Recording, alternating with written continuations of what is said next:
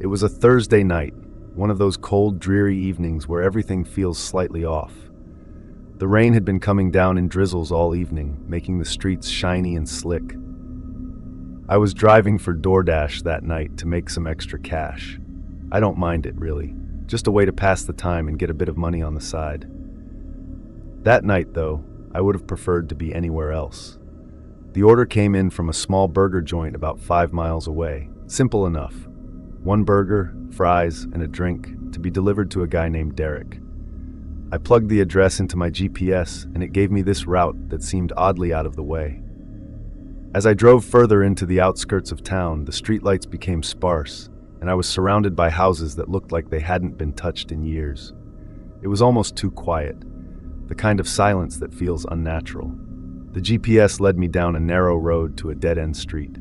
The houses here looked like they were stuck in time. Old, half-broken shutters, peeling paint, and overgrown lawns. There were no cars parked on the road, no one walking around. It was a ghost town, and I had the unsettling feeling that something wasn't right, but I brushed it off. I wasn't exactly in the most cheerful of moods myself. I found the address at the very end of the street, a rundown, dark house. The lights were completely off, not even a porch light to guide the way. I figured maybe he just didn't care to put lights on, but I got out of the car and walked up to the front door. There was no doorbell, so I knocked, hoping for a quick exchange and to be on my way. I knocked again, harder this time and louder. Still nothing. I stood there for a moment, wondering if I'd been sent to the wrong place. Maybe it was some kind of mistake. I pulled out my phone to call him, but before I could dial, I noticed something strange. The door wasn't fully shut. It was slightly ajar. I could see the faintest sliver of dark, and the way the house loomed ahead made my stomach tighten. I hesitated for a moment, unsure what to do. But then I thought about the tip. It was supposed to be a good one, and if I just delivered the food, I'd get it. Maybe he was just inside, too lazy to come to the door. So, against my better judgment, I pushed the door open, just a crack, and called out, "Hello, DoorDash." There was no response. I took a step inside. The air was thick with a foul, musty smell, like mildew mixed with something rotting. I shone the flashlight from my phone around the small entryway. The first thing I saw were stacks of old newspapers, so many that they almost blocked the doorway completely. They were yellowed with age, some of them covered in mold. There were food containers all over the floor, half-eaten, some spilling with old sticky liquids. The whole place was just filthy. It felt like it had been abandoned for years. I immediately felt this sinking feeling in my chest. Something was very wrong here. "Derek?" I called out, but my voice sounded small in the vast emptiness of the house. I took a step further in, trying to be quiet, trying to stay calm. That's when I noticed it. There was something on the stairs, or rather someone. I don't know how I didn't hear the footsteps earlier, but standing halfway up the stairs, just barely visible in the dim light, was a figure. They were standing completely still, just staring at me. My blood went cold. I didn't know who they were. I didn't know why they were just standing there, but every instinct in my body screamed to get out. My legs were frozen for a second, but then, like a reflex, I backed out of the house as fast as I could, slamming the door behind me. I hopped in my car, hands shaking as I locked the doors. My phone buzzed in my hand, and I looked at the screen to see a call from Derek. I answered, trying to steady my voice. "Where are you?" he asked, his voice casual, like nothing was wrong. "I'm at the door. You should be here by now." I froze, looking back up at the dark house. I told him, "I'm at your house, the one at the end of the street." He responded, "What? No, I'm at the blue house on the corner. The porch light is on." Confused, I turned around. Sure enough, about 100 feet down the street was a small blue house with a glowing porch light. A guy was standing in the doorway, waving. My stomach churned. "Sorry, I got the wrong house," I stammered, quickly ending the call and pulling out of there as fast as I could. But just before I left the street, I glanced in the rearview mirror. I could have sworn I saw a figure standing in the cracked doorway of that dark house, just watching me. I don't know who or what they were, but I don't plan on ever finding out.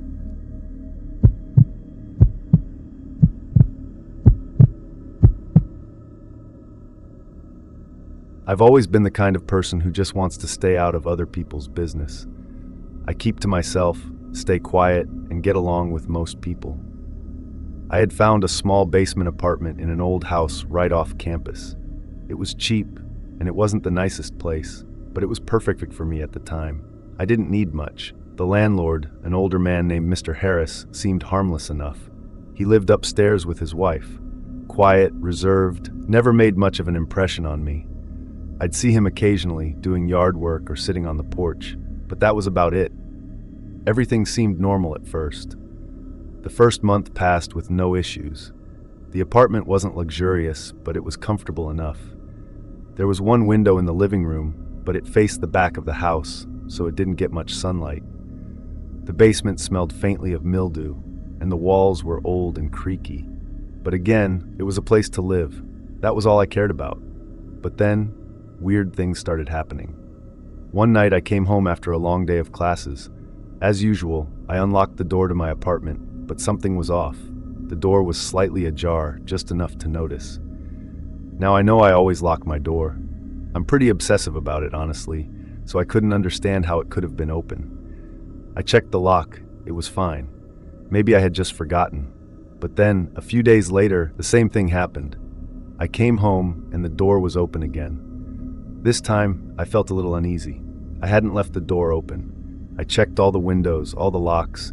Everything was fine, except for the fact that the door had been left open. I couldn't explain it. So I did what anyone would do in my situation. I brushed it off. Maybe I was just forgetting, maybe I was too tired. But it kept happening. Over the course of a couple weeks, I started noticing more odd things. I would leave a jacket or a book in one spot, and it would be moved. The fridge would be slightly open when I'd come home, even though I hadn't touched it. Small, subtle things, but it started gnawing at me. One night, I came home late, around 2 a.m., after studying with some friends. I was exhausted, and the apartment was quiet, too quiet. I had the same eerie feeling as before, but I shook it off and went straight to bed. But then, in the middle of the night, I was jolted awake by the sound of something faint, like a soft click. The kind of sound you'd hear when a door is opening. My heart skipped a beat. I tried to ignore it, but it happened again, louder this time. The distinct sound of a deadbolt turning. I felt my entire body freeze. I lay still, listening. It was dead silent for a moment. And then, I heard the faintest creak. The door to my apartment had opened. I jumped out of bed and grabbed the closest thing I could find, a lamp. I crept to the door, my heart hammering in my chest. My mind was racing. Was it Mr. Harris? Had he come down to check on me for some reason? I opened the door, but there was no one in the hallway. I checked the stairs leading up to the main floor, but there was nothing. I felt a cold wave of dread wash over me.